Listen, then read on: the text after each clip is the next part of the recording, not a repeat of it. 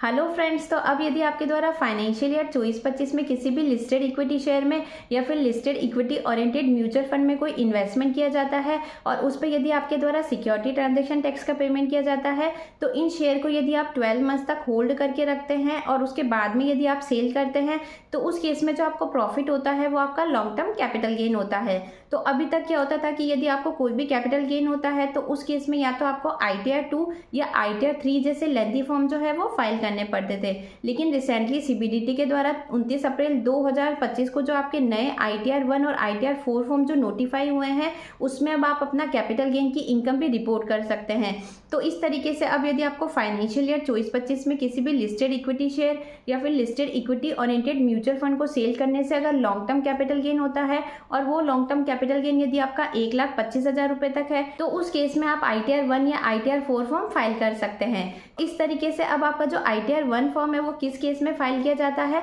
तो यदि आपको फाइनेंशियल ईयर 24-25 में सैलरी या पेंशन की इनकम रिसीव होती है, या एक हाउस प्रॉपर्टी को रेंट पे देने से रेंटल इनकम रिसीव होती है, या फिर मान लो आपने बैंक में कोई FD या RD करा रखी है और वहां से अगर आपको कोई इंटरेस्ट इनकम रिसीव होती है, या फिर आपने शेयर मार्केट में कोई इन्वेस्टमेंट कर रखा है और वहां से अगर आपको कोई डिविडेंड की इनकम रिसीव होती है, या फिर आपको फैमिली पेंशन से कोई इनकम रिसीव होती है, और उस केस में ये सारी इनकम मिला के यदि आपकी फाइनेंशियल ईयर 24-25 में 50 लाख रुपए तक है, तो उस केस में आप ITR 1 फॉर्म फाइल कर सकते हैं। तो जल्दी ही ये फॉर्म आपके इनकम टैक्स पोर्टल पे लाइव हो जाएंगे, वहां जाके आप अपनी फाइनेंशियल ईयर 24-25 की ITR फाइल कर सकते हैं।